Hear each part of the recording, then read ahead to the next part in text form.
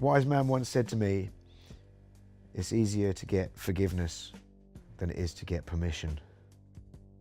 All I've only been good at all of my life is drawing on things and taking stuff apart. And when told whilst going through school that I'll need to get a proper job and drawing on things and taking things apart won't get me anywhere, it sort of made me dig my heels a bit more, paint more, draw more, and got a job in a scrapyard and in a mortuary. And that's where it started from. I just like drawing on stuff and changing things and making things into other things. I have been arrested 3 or 4 times. I've never been charged and had to face a court over it or had any penalty because of it. I had run-ins with the law. I once got arrested for painting a rather large wall on the side of a train line.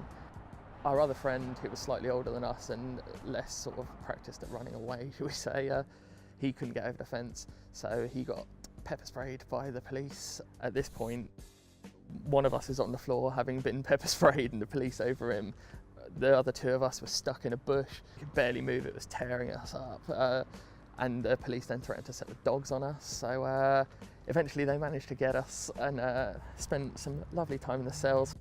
Some people don't see graffiti as art, but those people are probably the narrow-minded people that look at, you know, wake up in the morning and there's a beautiful sunrise and they ignore it and they get on a bus and go to work. You walk past a piece of graffiti on a wall and some people are like, disgusting piece of graffiti. Definitely in the last few years, graffiti's become much more accepted as an art form, and it's definitely the biggest art form in the world. It's got more people actively creating art than any other. Does Norwich have enough in place for graffiti artists?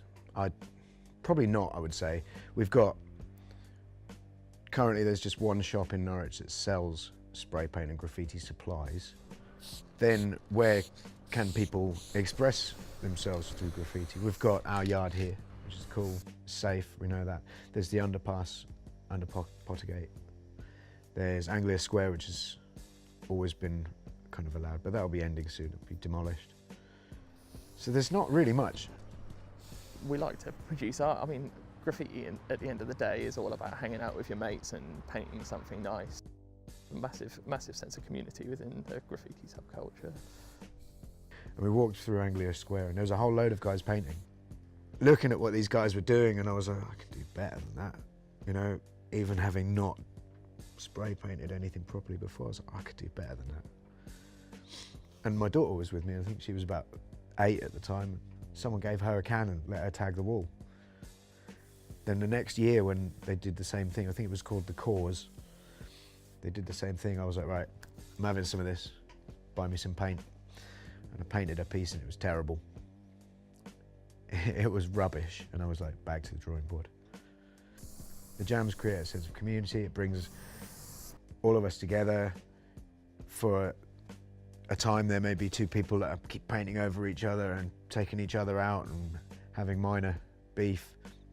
And then a jam comes along, and suddenly these guys are painting next to each other. It's like, now you kind of have to fucking talk.